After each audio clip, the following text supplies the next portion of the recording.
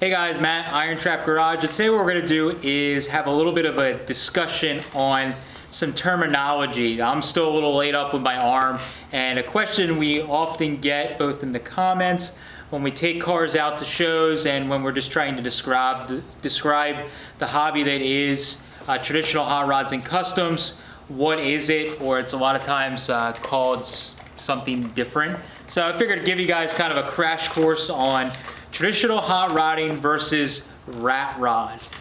There's a big difference. So I'm going to give you guys a breakdown on that as far as my opinion goes. I am by no means the expert, but I think I'm pretty heavy into this stuff, so I thought I could probably give you guys a little bit of education on the differences between them and why a guy that has a traditional hot rod might be slightly offended if you call it a rat rod. So let's dive in and give you some of my top reasons. All right, so what is a traditional hot rod or custom? A traditional hot rod or custom, in my take on the term, is basically a car that is built to be essentially period correct and is built in essence of a car in the era in which it would have been built. Traditional hot rods or customs do not need to be exactly a 1940s dry lakes car. That is just a style of traditional hot rods that you see that is popular and right now is definitely in vogue. But they could basically be anything. Normally it's from, I guess it's stretched these days into the 70s even, but mostly it's like the mid 60s and back. Anything that's a hot rod or custom of that era, you're building a car to a way that it would look like it was built back then, or is how a guy would have done it back in the day. This means you are not using Mustang 2 front suspension setups. We're not using big gaudy sway bars or things like that. Now, those things are by all means much safer. I'm not saying that they're not good. It's just that when you're doing these cars, you're building them to how they would have been done back in the day. So, for instance, the 3T was built into a early 50s style show car, show rod that's like a street strip type car. So pretty much nothing on the car is, other than things that are hand built, is newer than, I think the steering box is the newest thing, and it's a 1950s steering box. So everything else on the car is from that era. So when you're building these cars, you need to pick an era or a type of car that you like, and you basically build the car so that it looks like it would have been from that era. Street rod, like a modern street rod, would be something that is using an old body, maybe is nostalgic, but would have modern features like AC, disc brakes, the Mustang 2 front end, a more modern like S10 rear with a 4-link. All of that stuff's totally okay, but it's not necessarily a traditional hot rod. And that's where the street rod, hot rod thing all kind of blends together. So that's kind of the short version of what is a traditional hot rod or custom. All right, topic number 2. Do all hot rods need to be shiny? If it is not shiny, is it now a rat rod? The answer is no. This is something that happens all the time, and a lot of my buddies kind of give me crap because it does get to me just a little bit when you pull into the gas station and a car that has like original old paint or is an old hot rod and has maybe not perfectly shiny paint, and the guy goes, "Sweet rat rod, bro." Not really a rat rod. A traditional hot rod or custom does not necessarily, as I guess you could say, a group opinion on this. There's no dictionary to it. Does not need to be shiny. The car can have weathered paint, old original paint. It could be in primer. It could be whatever. The key focus is that the car needs to be built to a way in which it would have been built back in the era that you're building it to, whether it's a 60 style, 50 style, pre-war style, doesn't matter. You're building it to that style. And guys back in the day didn't always have money for a shiny paint job. Your everyday guy might have just been driving around something that was hopped up but didn't have shiny paint. So a traditional hot rod can most definitely be something that is not shiny. The difference between hot rod or traditional hot rod and a rat rod is a traditional hot rod's going to have, again, all period correct stuff on it. It's going to basically be how it was built back in the day. A rat rod's going to be something that's more outrageous. It's going to be like your Halloween style car where it's going to want to be in your face. Not my style, but it's some guy's style, so I'm not going to speak negative about it. I'm just saying that A hot rod isn't going to have saw blades and rats and things hanging off of it and purposely be made to look worse. Only thing I generally see with a traditional hot rod or custom that may have older paint or older parts with like old chrome is you embrace some of the weathered chrome or paint and you just kind of run with it, but you're not necessarily drilling holes in the side of your car to make it look like it has fake bullet holes. So that's what the difference is. You could definitely have a painted traditional hot rod or custom. You can have a rusty one. It's just how it's built and the style and the flow of it. When you park a rat rod and a traditional hot rod or down and dirty hot rod next to each other, you're going to know the difference between them really, really quickly. Number 3, discussion that we often hear and see. Can a fiberglass car or a Brookville or reproduction steel bodied car still be a traditional hot rod or custom? And the answer is yes. In my opinion, again, this isn't end all, but in my opinion, yes. If you're building a car that is true to the era that you're building it to, in the end of the day, if it looks the part and is the part and you're happy with it, that's the most important thing. In the end of the day, is what you're happy with. If you're happy with it, by all means. I mean, I wouldn't ever see a car at a car show that was done very well and is a nice done up 32 Brookville body car and kind of talk down on it because it's not an original body. Anybody that does, I think they should find some better things to do. But yes, a fiberglass car. Actually, fiberglass cars, if you look back, like the early T's, they were doing fiberglass cars back in the 60s. You were starting to see those. So by all means, a fiberglass T bucket could actually be 100% traditional because they were doing them back then. But I think at the end of the day, as long as you're building the car so that it's something that you like, again, common theme here, you like the car and it's built to the style or period that you're trying to build it to, then that's what makes it a traditional hot rod or custom. Number 4, drivetrain. We often see guys asking questions on some of the forums, the discussion groups on Facebook. We get them in the comments and emails all the time. What can you run for a drivetrain or a power plant in a traditional hot rod or custom? Really, in the end of the day, you're going to notice that the common theme here, you run whatever the hell you want to run.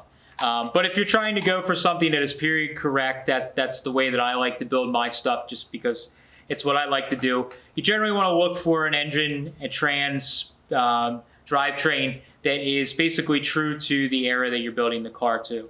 A lot of guys have stretched that nowadays, which is totally fine. Again, if you like it, it's fine. Putting like modern 5-speed transmissions in them, like a T5 transmission, or putting a slightly newer rear in the car.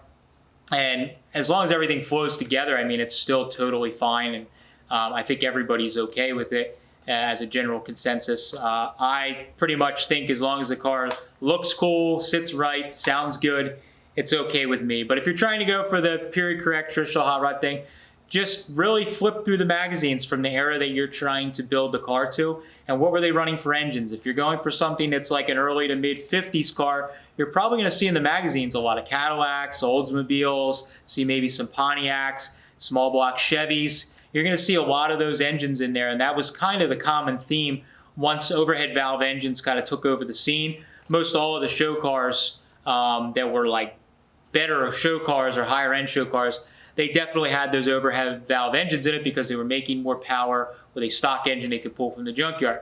Flatheads most definitely were still on the scene, and you were seeing those, they've always been on the scene. We started seeing fewer of those because you could go a lot faster for less money by putting one of these overhead valve engines in it. Now, if you're trying to put a newer engine in that you want to, maybe have something that is a little less maintenance, a little more reliable. I put that in quotations because these old engines can be most definitely reliable if they are tuned up and been gone through. They could definitely be reliable. But if that's your excuse, doesn't mean that you can really say it's a traditional hot rod. You ended up being on the street rod side of things, which is totally fine. You want to put an LS in your Model A, if that's your prerogative, that's totally fine. But it kind of starts straying away from the traditional hot rod and custom thing, and you're more into the just standard street rod crowd, which is totally fine. I don't really get into the LS thing or the modern engine. I think a lot of the fun and around gathering the parts is in finding this old stuff and making it all work together. And I think it's what gives a lot of these old cars, even when they're all redone and shiny, what gives them soul, as I like to say, because they're using all old parts that you gathered together. And even though you reconditioned and restored everything, it still is all old, and it just has that feel of an old time hot rod. So that's why I like going that way. But if you want to run an LS or you want to run a more modern engine, by all means, do it. Okay, so if you're just getting into this stuff and you want to learn about how to build one of these cars or what you should have, what kind of parts, where do you go? That's a question I get all of the time is where should I look to find parts, to know what I want to build, what should I use? And there's a couple of things that you can do to kind of jumpstart yourself into getting into building these period correct traditional hot rods or customs. Number one thing is, you're doing it right now. IronTrap Garage YouTube channel. We focus specifically on all of this stuff, so you're going to just learn it just by watching the videos. You're just going to soak it all in and learn it. Another place is the Droppy Journal or the Ham that has been around for quite a long time and is probably one of the leading forces to kind of resurgence of this traditional hot rod thing. You can go on there and find a great discussion, a lot of build threads. Pretty much most any of the answers that you could ever think of, the common answers for building these cars, it's probably on there and somebody's done a how-to on it. So you can go on there, one of the few forums that's around. And the other big thing for me, actually two, the number three thing for this is buy or borrow old magazines. I can't stress this enough. A lot of guys that are older are surprised at how I can build these cars, and they're so true to how they were built back in the day. And they often ask me, how the heck did I get the right stance, the right parts, everything, the look, just so. That's because I study magazines. I look at old photos, old magazines, and I really dial in on a handful of cars that are exactly to the vision of how I want to build my car, and I study every little detail. What shocks was the guy running? What steering wheel? How did he have his pitman arm on his steering box set up on it? All those little things are what you can do. So if you have a friend that lives local, like any of the guys that are local to me know that I have a bunch of old hot rod magazines, little books, all of those, and I oftentimes lend out small stacks of them to friends so that they can page through and get some ideas. If you have a friend that's local to you, I guarantee they'll be happy to let you borrow some of those magazines so that you can look through yourself. That's a big thing, and for me, I think that's the number one thing for nailing the look and feel of a car is studying old magazines. Some of the other ways that you can and learn about this stuff is you can just go to some swap meets and meet up with some of the old guys that are into the stuff that you have, or even car shows. If you see a guy that has a car that you really like that fits the style that you want, walk up to them, talk to them, shake their hand, buy them a drink. Whatever it takes, strike up conversation. You will find that most guys that are into this stuff are pretty darn friendly and are happy to discuss what they did to the car and maybe give you some tips on how you can jumpstart your own project. Final thing is books. There's a lot of books that are out there that can really help you. Vern Tardell has written a bunch of books around the traditional hot rod AV8 discussion. You can find a lot of his books just by going on Amazon and some different places like that. And he has all of these different books that will give you like really the basis for a lot of this stuff, the bread and butter on what steering box to use and how to modify the frame to step in, things like that. I've referenced a lot of his stuff in some of the videos that I do, but you will notice that I'm specific about not giving away what's in the book because Vern and the guys that wrote books like himself have spent a lot of time putting those books together, and I think it is important that you spend a little bit of money, buy their books, and support those guys that have put that information out there, that have been doing it for much longer than myself, and that's why you should do that. There's some other books that are out there that are basically like books with just pictures and stories about like the early days of dry lakes and things like that. If you go on Amazon, you can find a lot of those. They are starting to get kind of expensive, but you can find some of those books. If you look around, you can find them, or maybe you can borrow them from a friend. But honestly, a lot of the really, really good photos you can find on the internet, on the Ham, and some different discussion forums and groups on Facebook. You can find a lot of those photos, and what I do is right-click Save As, put them in a folder, and I save them for personal reference. When I'm building a car, I can go back and just look at how things are done. But those are kind of some of the quick tips to learn how you can get into this stuff and figure out exactly what you need. All right, next question. Where do I find the parts? I get that question all the time. Where the heck do you find all these old parts? I can't find any old parts. I hear that all the time. There's nothing around me, nothing for sale. Everything's been junked. I've proved time to time again to friends that have said that this stuff is out there. I think by you guys watching this channel, you've probably seen that this stuff's out there. It's around. While I'm lucky enough that in this part of the world, there's a lot of it still hidden and we can find it, which is great for me. The stuff is still out there. Pretty much most places in the country or even the world, you'll be able to find this stuff. But definitely in the United States, there's not really a good excuse why you can't find this stuff. You just have to do the work. So the top ways that you could find these parts that I found is, number one, start looking for your local AACA chapter swap meets and make sure you're going to those swap meets. Go to those swap meets, talk it up and chat it up with the old guys, find out what you can do for parts, see what they have. If a guy has some neat stuff, talk to him and see what he has, and maybe he has something you can use, and it will lead to either a friendship or a lead on some parts.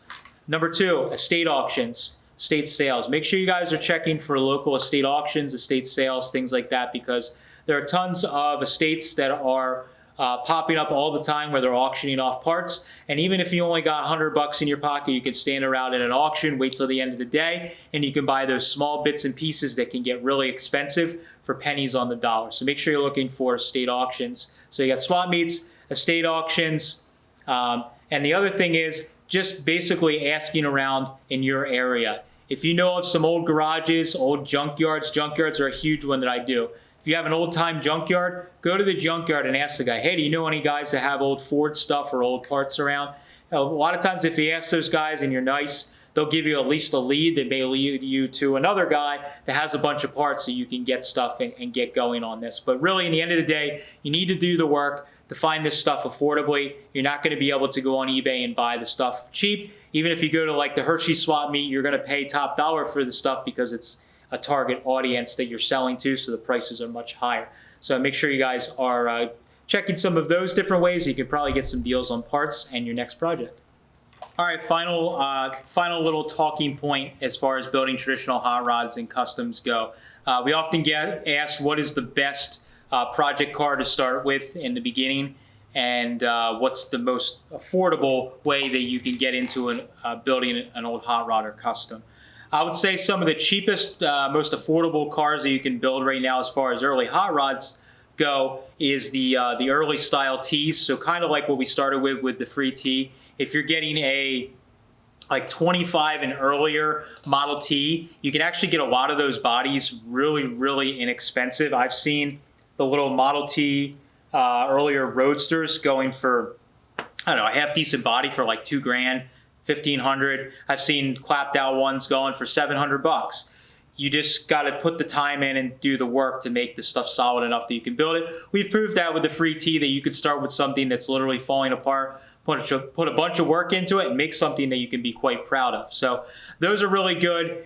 On the Model A side, if you really want a Model A, sport coupes are really inexpensive. Sport coupes, you can buy a cheap sport coupe. I picked up as cheap as $1,000, $1,200 for a sport coupe. But they are substantially cheaper than, say, a Model A Roadster or something like that. And if you're not worried about the provenance of having a true Roadster, you can basically cut the doors, cut the posts. You can make like a hot rod sport coupe.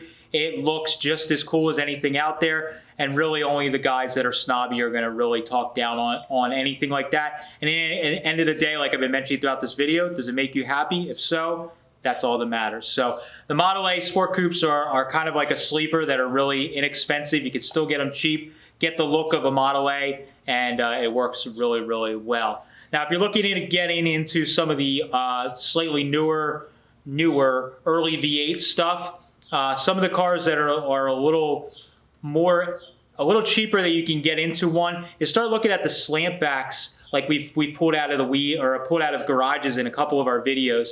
The like 35, 36 to 39 slant backs or Tudors. Those cars are actually pretty inexpensive for what they are. So you could find project cars again for in the $2,000 range. You can get a rolling car that's probably needs some rust repair, but is all there. You can get the cool look of a early V8 car, but just in a sedan. So it'll be a little cheaper. You're going to get the look. You're going to get the fun. In the end of the day, you're going to have just as much fun cruising that car and building it up and cutting your teeth on this early hot rod stuff. And then when you're ready and the right project comes up that's your dream car, you'll already have the experience and know what to look for.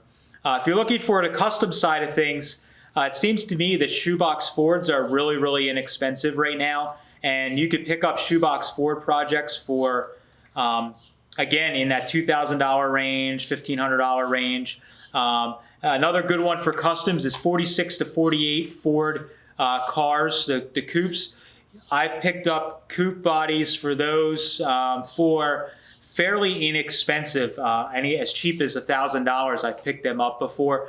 They're not in stock form really like sexy looking cars, but once they're customized, they come out really, really nice.